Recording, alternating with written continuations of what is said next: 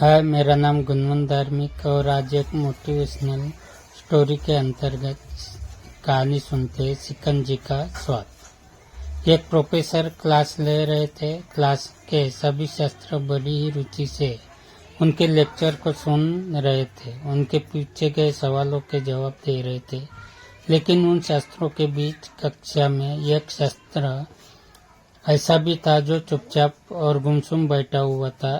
Professor ने पहले ही दिन उस छात्र को नोटिस कर लिया, लेकिन कुछ नहीं बोले। लेकिन जब 4-5 दिन तक ऐसा ही चला तो उन्होंने उस छात्र को क्लास के बाद अपने कैबिन में बुलवाया और पूछा, तुम हर समय उदास रहते हो, क्लास में अकेले और चुपचाप बैठे रहते हो, लेक्चर पर भी ध्यान नहीं देते, क्या बात है?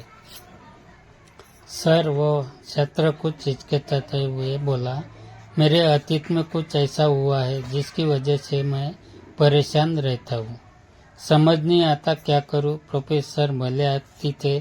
उन्होंने उस छात्र को शाम को अपने घर पर बुलवाया। शाम को जब छात्र प्रोफेसर के घर पहुंचा तो प्रोफेसर ने उसे अंदर बुलाकर बैठाया। फिर स्वयं किचन में चले गए और शिकंजी बनाने लगे।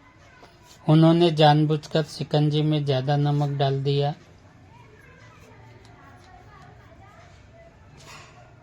फिर किचन से बाहर आकर शिकंजी का गिलास छात्रों को देकर कहा, ये लो शिकंजी पियो। छात्र ने गिलास हाथ में लेकर जैसे ही यह घूंट लिया, अधिक नमक के स्वाद के कारण उसका मुंह अजीब सा बन गया। ये सब देख प्रोफेसर ने पूछा, क्या हुआ? शिकंजी पसंद नहीं आई? नहीं सर, ऐसी बात नहीं है, बस शिकंजी में नमक थोड़ा ज्यादा है। छात्र बोला, अरे अब तो ये बेकार हो गया, लाओ गिलास मुझे दो, मैं इसे फेंक देता हूँ। प्रोफेसर ने छात्र से गिलास लेने के लिए अपना हाथ बढ़ाया, लेकिन छात्र ने मना करते हुए कहा, नहीं सर, बस नमक ही तो ज्यादा है, थोड़ी चीनी और मिलाएंगे तो स्वाद ठीक हो जाएगा। ये बात सुन प्रोफेसर गंभीर हो गए और बोले, सही कहा तुमने, अब इसे समझ भी जाओ। ये शिकंजी तुम्हारी जिंदगी है, इसमें घुला अधिक नमक तुम्हारे अतीत के बुरे अनुभव है। जैसे नमक को शिकंजी से बाहर नहीं निकाल सकते, वैसे ही उन बुरे अनुभवों को भी जीवन से अलग नहीं कर सकते। वे बुरे अनुभव भी जीवन का हिस्सा ही है, लेकिन जिस तरह हम चीनी घोलकर शिकंजी का स्वाद बदल सकते हैं, वैसे ही बुरे अनुभवों को भूलने के लिए जीवन में मिठास तो घोलनी पड़ेगी ना। इसलिए मैं चाहता हूँ कि तुम अब अपने जीवन में मिठास घोलो।